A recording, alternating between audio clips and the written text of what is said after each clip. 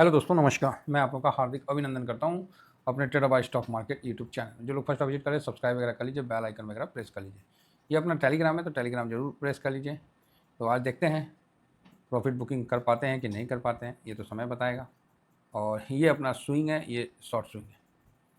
चलिए, आज कुछ न्यूज़ अपडेट आ रहा है जिसमें सबसे पहले यूएस की तरफ से हमास और इसराइल का जो पीस हो गया है, और इस पे मोदी साहब का डोनाल्ड ट्रंप को फ़ोन करके बधाई देना काफ़ी अच्छा डेवलपमेंट निकल के आ रहा है। लेकिन इसके बीच जापान का थोड़ा संबंधी में घसीटना, ये सब चल रहा है। तो इन सब के बीच सोना ऊपर से थोड़ा ठंडा हुआ है। तो जहाँ 40 कुछ चल रहा था, वहाँ से काफ़ी ठंडा हुआ है, तो ये अच्छी बात है। देखिए, हम लोग तो बोलते हैं, देखिए 40-59, तो वहाँ से 40-59 से ठंडा हुआ, तो ये तो अच्छा ना बात है जी। तो ये कारण इसका समझ में आ गया किस लिए कारण है। तो कारण ये है कि हमास और इसराइल में वार्ता मतलब ठीक ठाक $72 नीचे आया है। तो एक अच्छा मतलब प्रस्ताव देखने को मिलेगा। तो आपको गोल्ड आज 1.5-2% तड़ाक से नीचे मिलेगा। ठीक है, आप बोलिएगा सर ये तो नुकसान हो गया, हम कल खरीदे हैं, आज नीचे आ गया। देखिए, अगर अगर कल आप पूरे स्ट्रेंथ से खरीदे हैं तब तो लटक गए, सिंपल है। फिर वहाँ आपको कम करना पड़ेगा। और आपने अपना आधा स्ट्रेंथ से खरीदा है, रूल नंबर 12 से लॉट, अगर मान लीजिए लॉट 60 का है और आपने 30 पे खरीदा है, तो आपको क्या दिक्कत है? पड़े रहेगा, बैठे रहेंगे, आराम से देखते रहेंगे। 10% नीचे आने दीजिए, फिर लगाएंगे। जैसे लगाइएगा ऑटोमेटिक है कि जो भाव में खरीदे वो भाव खींच के नीचे आ जाएगा। ठीक है, तो बिल्कुल चिंता ना करिए, मज़े में रहिए। सिल्वर यहाँ भी आप देखिए 47-40, तो यहाँ तो गिरावट अच्छी खासी दिख रही है।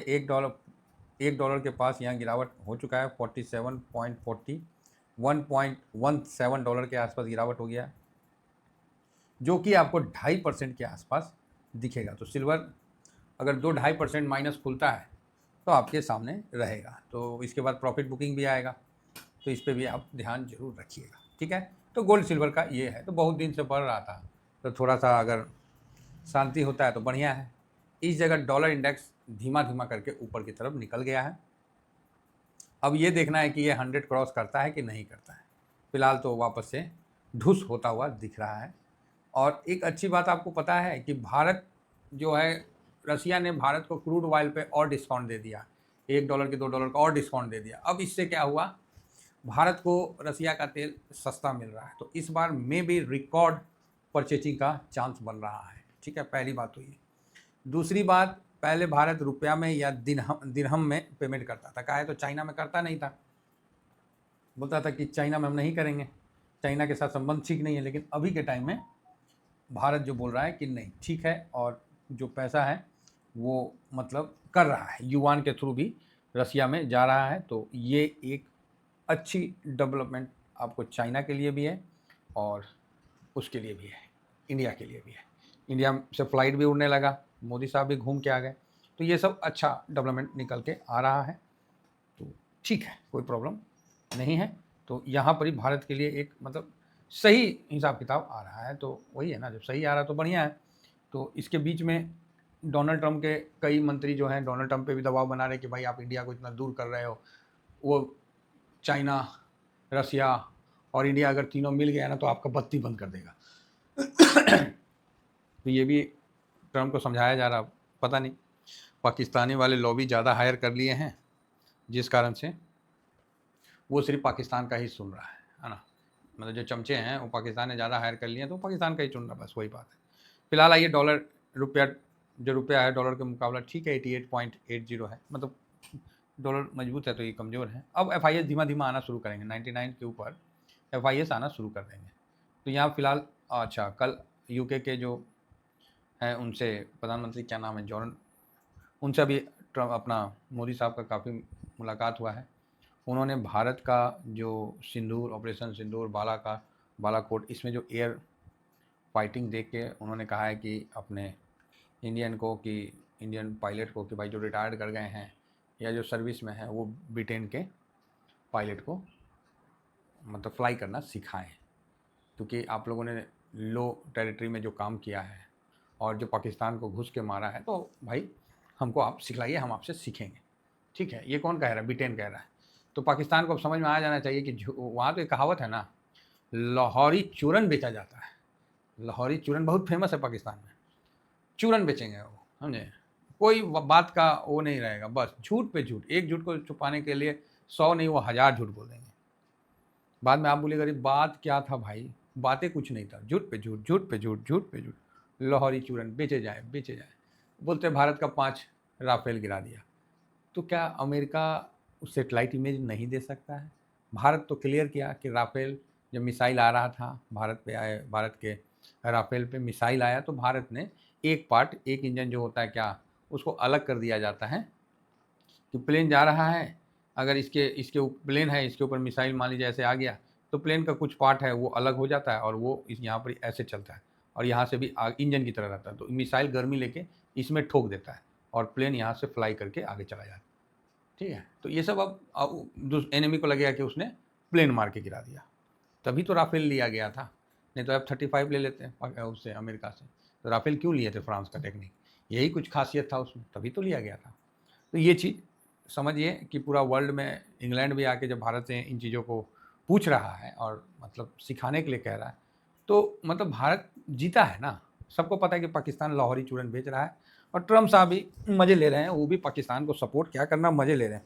इनडायरेक्ट में देखिए तो भारत को ही ज़्यादा सपोर्ट कर रहे हैं। भारत के माइंडेड ब्रेन को भारत में रुकने के लिए उन्होंने 1 लाख, समझ रहे, $1 लाख का प्रस्ताव रख दिया। बताइए कितना बड़ा बात है। अगर कोई माइंडेड अब भारत से जाएगा तो 1 लाख रुपये देगा। वो बोल रहे हैं मेरे पास ऑलरेडी बहुत भारतीय माइंडेड आ चुके हैं, तो इस हिसाब से तो ठीक है। तो कुल मिला के बहुत बढ़िया है। तो गिफ्ट निफ्टी 256 दिख रहा है, बढ़िया है सर। अब हम लोग 330 को भी क्रॉस करके धीमे से निकलेंगे।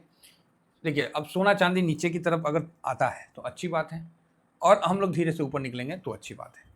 अब किस तरफ क्या होता है? अब नया संकट आ गया कि जापान का भी धीरे धीरे सुनने में आ रहा है। अरे महाराज क्या बोला जाए, एक संकट खत्म नहीं होता है कि दूसरा संकट आने लगता है। चलिए कोई नहीं, ये सब चलते रहेगा। तो डाउजोन कल क्या हुआ है कि गिरा है, उठा है, फिर गिर गया है, उठा है, गिरा, ऐसी चल रहा है। तो नेस्डेक भी देखिए, तो कल था पावेल साहब का कहीं स्टेटमेंट था, तो उन्होंने कोई रेट कट नहीं करने के लिए कोई स्टेटमेंट नहीं दिया, मतलब कोई मीटिंग उटिंग था तो उन्होंने रेट कट का बात नहीं किया, तो इसलिए बाजार उदास हो गया। तो बाजार तो ऐसी है। दूसरा नया हाई भी बनाया नेस्डेक ने इंट्राडे में। तो क्या हुआ कि एनवीडिया, टेक, एआई के शेयरों में, प्लस अमेजॉन और जो ये सब वॉलमार्ट और ये सब जो शेयर है ना, इसमें अच्छी तेज़ी देखने को मिली, जिस कारण से वो उतना माइनस होके बंद नहीं हुआ। S&P भी और नाफैंग उतना ज़्यादा गिर के बंद नहीं हुआ। ठीक है, जो कंपनी है उन्होंने अच्छा रिजल्ट वगैरह दिखाया है, तो ठीक है, ठाक रहा है। S&P थोड़ा सा प्लस में रहा और फैंग इंडेक्स ओके ओके रहा। ठीक है, नीचे से अप में ही जाके अपना क्लोजिंग दिया है, तो बढ़िया है। अब आगे बढ़ते हैं। यहाँ पर ही इंडिया का जो विक्स है वो 10.12 हो गया, जो कि निगेटिव है। यार इतना नीचे विक्स में क्या काम करेगा ये ऑप्शन चेन वाले, तो कुछ मिलना जुलना नहीं है, तो ये सब काम मत करिए। ऑप्शन चेन में काम करना है तो कम से कम 13% से ऊपर है तब काम करिए। यहाँ कुछ नहीं मिलना, बस ढाक के 3 पात आपको मिलेंगे, बस बस। बाकी निफ्टी अपना 25,181 पे हुआ है, तो वहीं आसपास खुलता हुआ दिखेगा। और आगे बढ़ते हैं तो 65.29 ब्रेंड के लिए तो बता ही दिए न्यूज। और एक्चुअली आज आईटी पे फोकस रहेगा, तो एडीआर में इंफोसिस 2% अप है, विप्रो भी 1.25% अप है, तो मतलब एक तरह से पॉजिटिव न्यूज आ रहा है। और मेडिकल में व्हाइट हाउस की तरफ से क्लियर किया गया है कि जेनेरिक मेडिसिन पे नहीं लगेगा, ठीक है, टैरिफ। तो ये एक अच्छी बात है, तो इससे फार्मा इंडस्ट्री में तेज़ी देखने को मिली है। तो फार्मा में जिनके पास पोजीशन है होल्ड करें, बढ़िया रहेगा, सब कुछ टनाटन रहेगा। घबराने की आवश्यकता नहीं है कि सर हम मर गए, हमारा माइनस हो गया।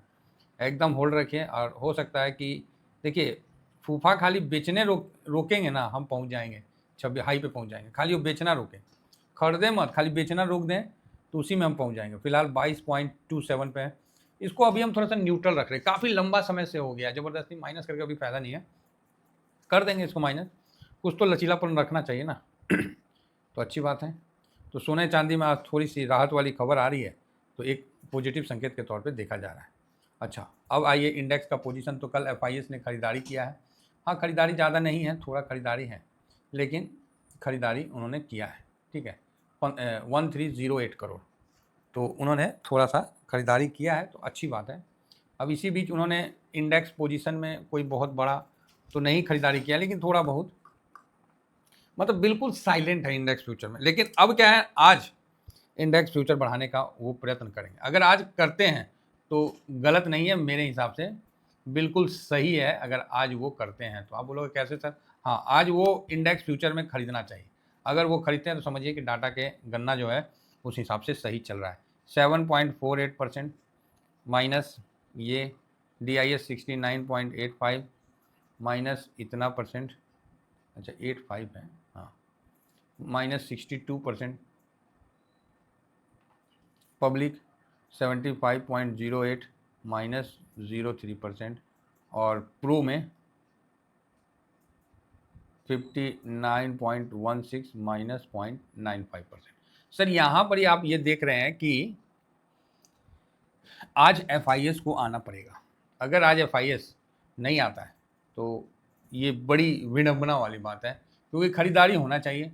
क्योंकि जो इंडिकेशन है वो तकरीबन पॉजिटिव साइड में है कि FIS नहीं बोलते हैं कि गाड़ी चलने से पहले गाड़ी स्टार्ट होना चाहिए, चारों चक्के में हवा फुल होना चाहिए, टंकी में तेल होना चाहिए, है ना, गाड़ी के आवाज़ प्रॉपर आना चाहिए, और आप अपना गियर लगाओ, क्लच ब्रेक दबा के आगे बढ़ जाओ। यही है गाड़ी चलाने से पहले सावधानी, हैं? उसी तरह FIS के आने से पहले की सावधानी क्या है? तो FIS के आने से पहले की सावधानी इस प्रकार है। FIS का कैश में बिकवाली रुक जाए, थम जाए, तो 3 दिन हो गया, 3 दिन के बाद एक हल्की सी खरीदारी हुई है, तो ये एक पॉजिटिव संकेत माना जाएगा। दूसरा, FIS कैश में खरीद रहे हैं, साथ में स्टॉक फ्यूचर में कर देंगे, कि कैश में कर देंगे तो उस स्टॉक का फ्यूचर भी कर देंगे।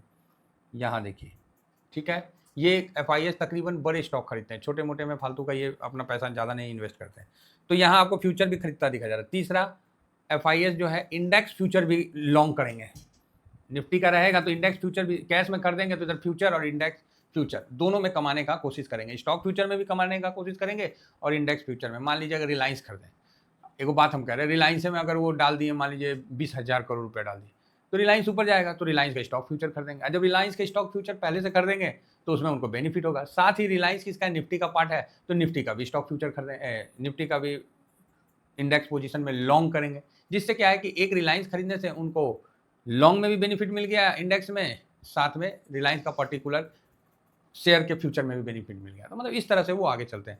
तो यहाँ पर अभी जो कंडीशन है कि स्टॉक फ्यूचर में भी खरीदारी है और कैश में भी खरीदारी है, इंडेक्स में यहाँ दिख रहा है थोड़ा सा माइनस है, तो चलो उसको एडजस्ट करके इंडेक्स फ्यूचर में भी खरीदारी। तो इन तीनों जगह की खरीदारी आपको कहीं ना कहीं बुलिश कर रही है कि भाई आज FIS का पोजीशन छोटा ही लेकिन आना चाहिए। चलिए, काफ़ी लंबा प्रवचन हो गया, कल 135 पॉइंट की तेज़ी, तो आज हम FIS को बुलिश व्यू में रखते हैं। रिस्की है लेकिन रखेंगे। DIS भी ठीक है, प्रो निगेटिव थोड़ा दिख रहा है, इंडिया विक्स निगेटिव है, PCR न्यूट्रल रखिए, गोल्ड निगेटिव है, क्रूड पॉजिटिव है, US मार्केट निगेटिव न्यूट्रल है, रुपया निगेटिव है, डॉलर इंडेक्स पॉजिटिव है, और PE को हम निगेटिव नहीं, अभी न्यूट्रल चलते हैं। तो 4 पॉजिटिव और 4 निगेटिव और 3 न्यूट्रल, काफ़ी अच्छा संयोग बना के दिया गया है। आज का वॉलेटाइल सेशन होने का चांस बनता है। अगर एक बार में ऊपर खुल जाए तो फिर नीचे आएगा, साइडवेज का भी चांस है। तो आज मतलब एक तरफा तेज़ी नहीं है, लेकिन पॉजिटिव साइड में रुझान है, लेकिन निगेटिव साइड में भी इसको खींचने का चांस बन रहा है। तो कुल मिला के ओवरऑल मतलब आज पॉजिटिव की तरफ ही रुझान ज़्यादा है। फिलहाल इतना ही कहकर अपने वाणी को विराम देता हूँ। Thank you very much. जय हिंद, जय भारत।